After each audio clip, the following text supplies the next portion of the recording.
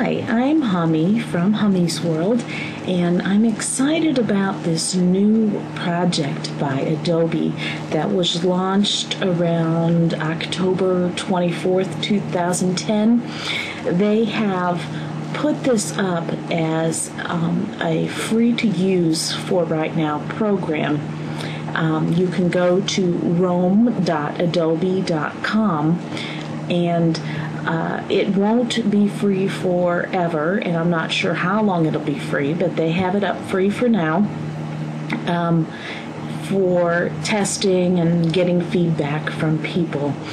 When you go to Adobe Rome, you can launch it right here and use it on the web. This is very similar to Adobe's Photoshop Express and how you can use that on the web. And probably because they got a good review of that, they're considering offering this one up there.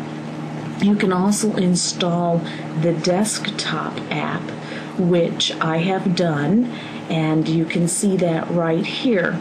But this works exactly like the one on the website if you don't want to install it.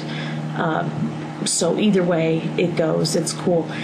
I'm watching this program and I'm really intrigued by it, and I'm thinking down the road I may have to purchase it if they offer it. I'm also considering how it relates to digital scrapbooking, whether it's going to be an option for digital scrapbookers instead of Photoshop elements. And right now I'm not seeing that that's going to be an option unless they add some more to it, and I'm going to show you that here in just a minute. Adobe Rome, why it's so intriguing, is because it's part Flash, part Photoshop, part Fireworks, and part Dreamweaver. Now, we all know what Photoshop does, and Dreamweaver builds websites, and Fireworks, I've never played with it, but it is an advanced, I'm not sure what it does. Flash is, builds Flash things. So I want to encourage you, before I do a little sneak peek here, let's go back. Go to the YouTube and just search for Adobe Rome. That's what I did, and there's already some websites coming up here, and you'll be able to watch these videos. Of course, here is the official Adobe Rome, and I'm going to pause this before it starts playing. Here's the official Adobe Rome website, and you can watch videos here.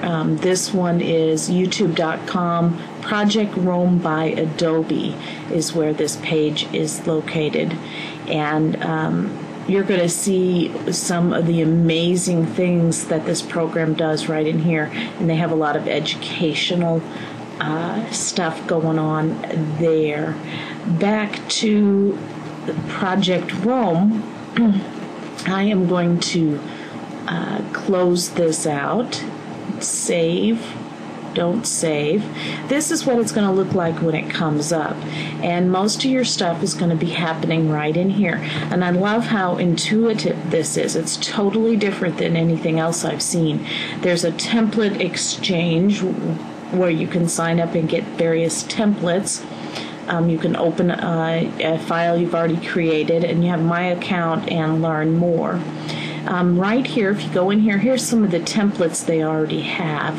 So if you want to create a brochure, business card, they have some things to get you started here. Flyers. So you can choose one of these and just open it up, and we have these little gears. This is utilizing Adobe Air, and we all know that Adobe Air is fairly new in the technology spectrum, and this is what you get when you open it up. But it's a little difficult to grasp at first, but it doesn't take you very long. Over here you have what would be considered similar to the layers in Photoshop. So if I click on this one that says dotted line, you can see, here's the little edit thing, and you can see it's highlighted this line here. If I want to click on the eye to make it invisible, you notice that line goes away. Let's try the top row, that one. You can see there's a bounding box around the one called top row. Click invisible and it makes it go away. So if you want to edit, I'm going to click here and then click on this, and this editing is kind of cool. It just kind of follows the mouse.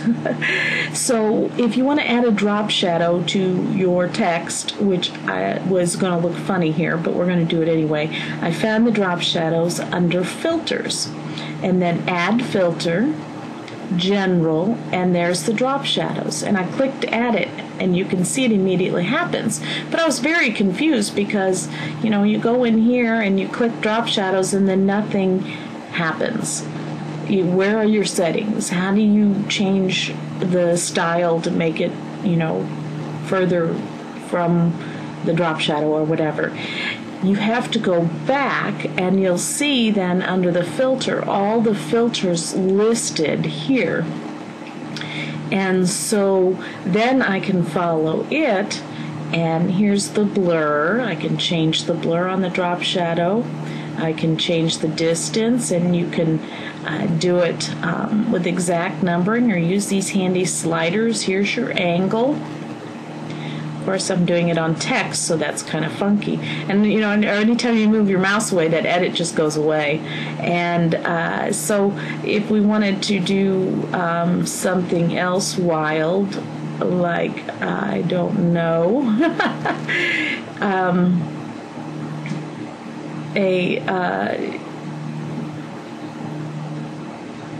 well, I'm not sure any of these are going to work because we've got black and white going on here. Well, I'm just going to add a glass filter to it. Okay, now you see what it's done to my text. And when I go in there, let's say I'm like, oh, I don't want that glass filter anymore. You just follow it here. Of course, here's your settings where you can change it. It's pretty cool. Or if you don't want it anymore, you can just click right here and remove it. And if I don't want this drop shadow anymore, I can click right here and remove it. And here is your transform tool, your arrange, bringing things front and back.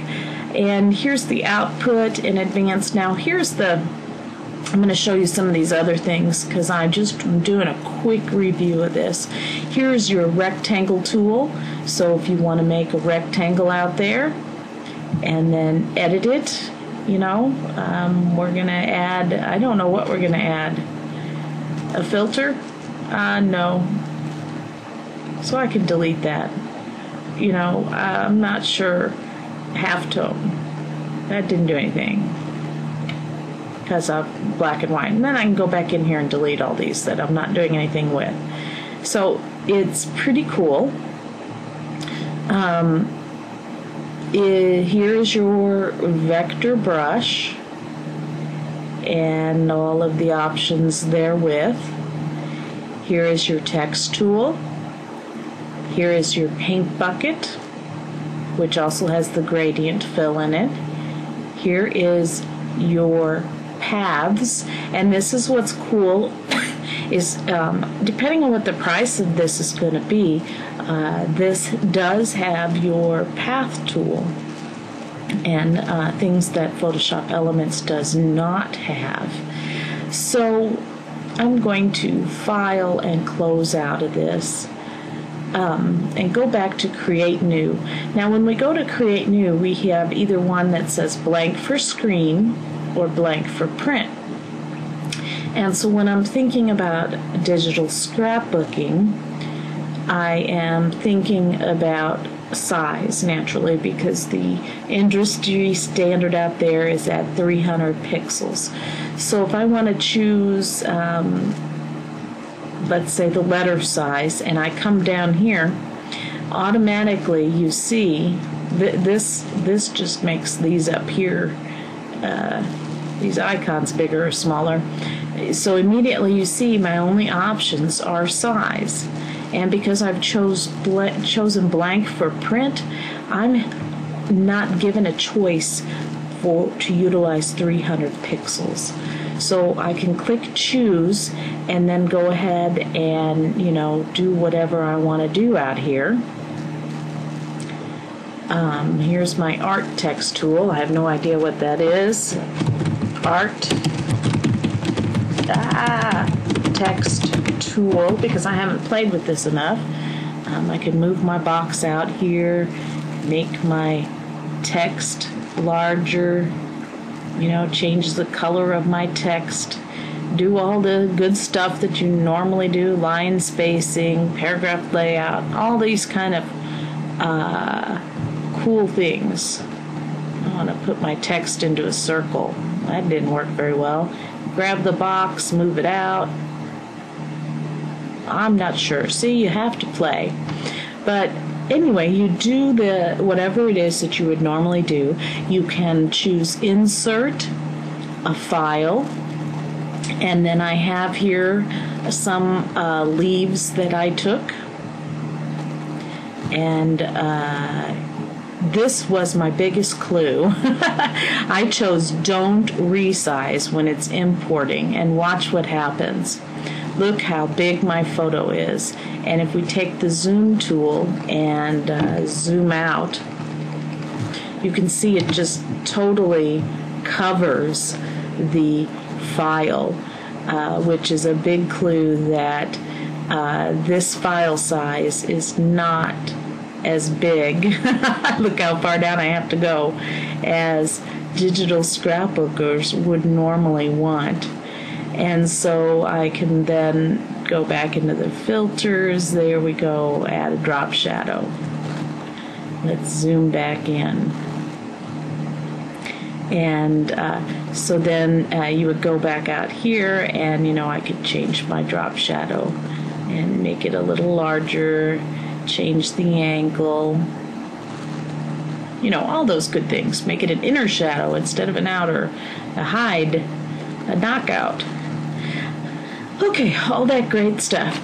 But when I go to output, you'd think save as. Save and save as only saves it as a ANH file, which would be the Project Rome file type. So to actually output it as something else, you need to choose print PDF or the exchange for a template. And if you choose print, oh no, not print, output,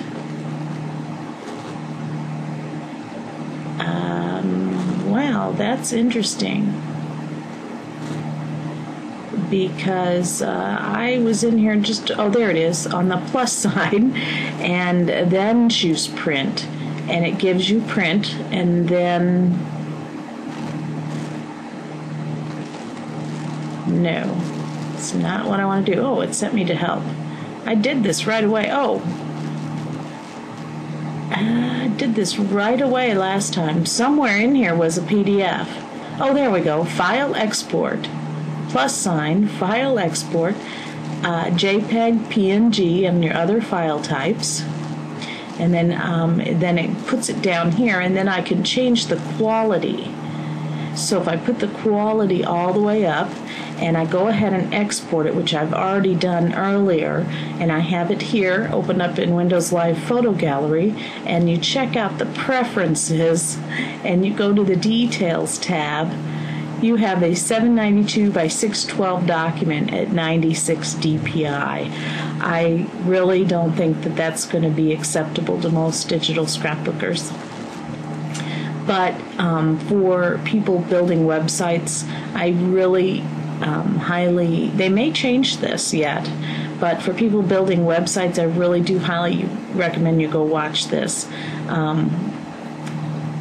Or for, if you're going to be doing programs, for work or school, where you are needing to make some kind of presentation, this would be great too. Hopefully I'm going to keep watching it to see if it's going to be good for digital scrapbookers or other things. and you let me know what you find out too.